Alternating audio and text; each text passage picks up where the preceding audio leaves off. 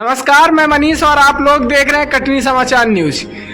आज हम बात करने वाले हैं मोदी जी फॉलोवर्स एक भारत श्रेष्ठ भारत प्रदेश अध्यक्ष संजय नारायण पटेल जी से, जो कि भारत ने एक बहुत बड़ी कामयाबी हासिल की है।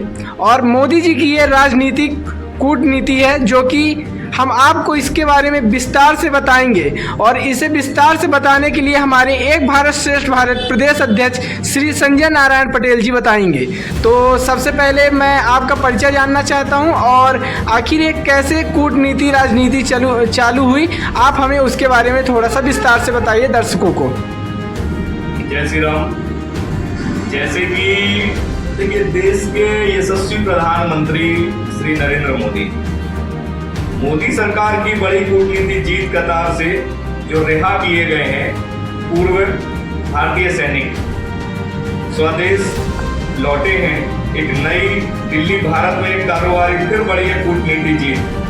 कतार में जो जेल में बंद थे भारतीय के जो नौसेना थे, तो मोदी जी के बारे में जितना कहा जाए वाकई में उतना कम है।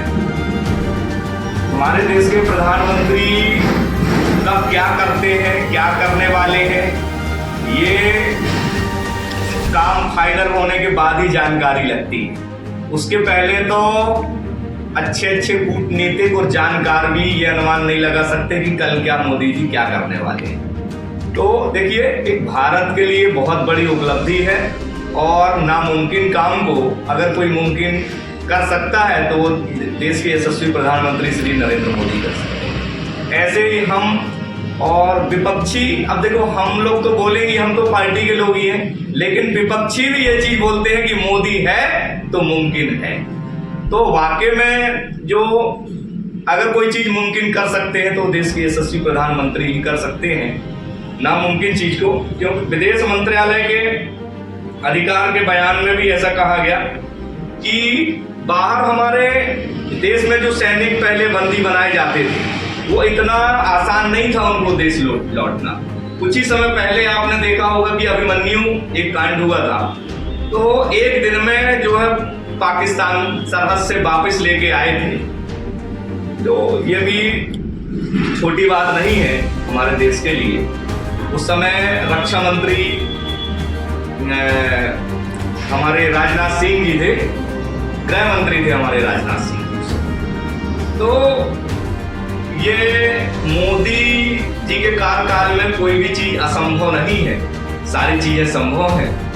और अब मुझे आज कई जगह से मैसेज भी आए, कॉल भी आए कि बड़े बड़े नेता सब भारतीय जनता पार्टी को ज्वाइन कर रहे हैं। तो मुझे लगता है कि बड़े बड़े जितने जो भी कांग्रेस में जो नेता हैं, वो मोदी जी की कार्यशैली और देश में बढ़ रही लोकप्रियता को देख करके, राम मंदिर को देख करके, जो हम 500 वर्ष से लोग नहीं कर पाए वो कार्य मोदी जी ने करके दिखाया।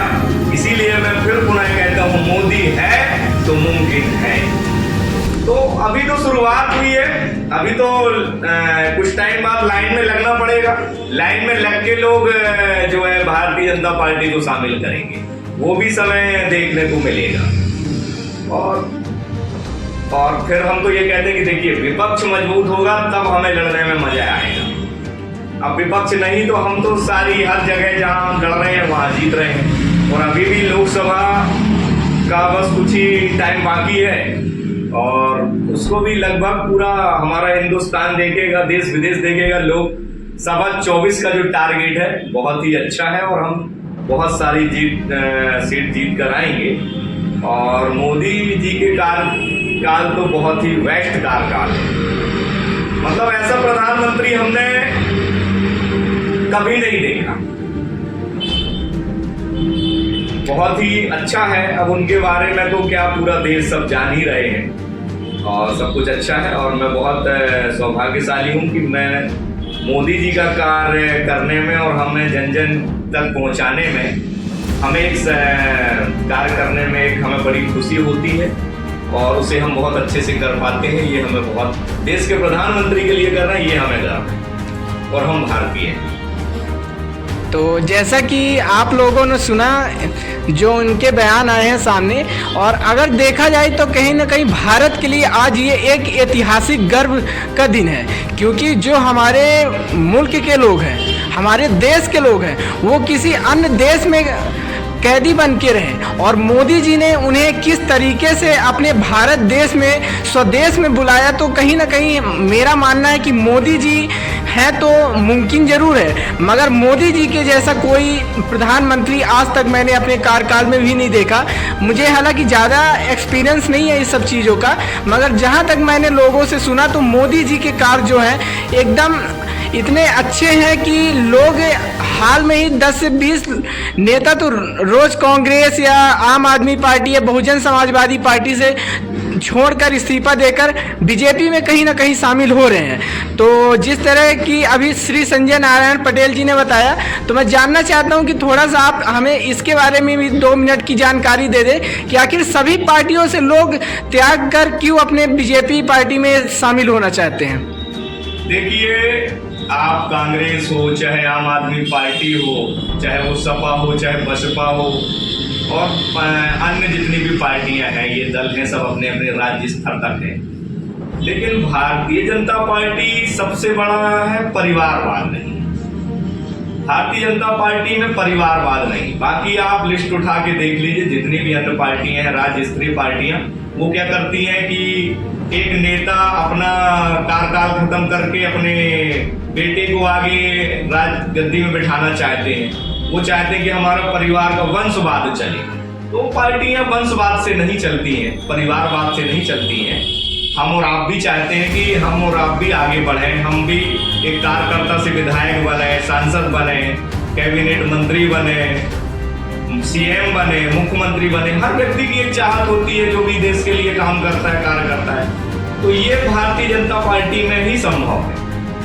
अन्य पार्टियों में तो लोग अपनी जिंदगी पूरी बैनर और दीवारों में लिख लिख के, दरी पट्टी उठा के, झंडा बैनर उठाते और नारे लगा के अपनी आवाज दबा देते हैं, और ज्यादा दिन तक उनका जो है सेटअप सही नहीं चलता है, क्योंकि परिवारवाद में ही उन्हें आगे बढ़ावा मिलता है।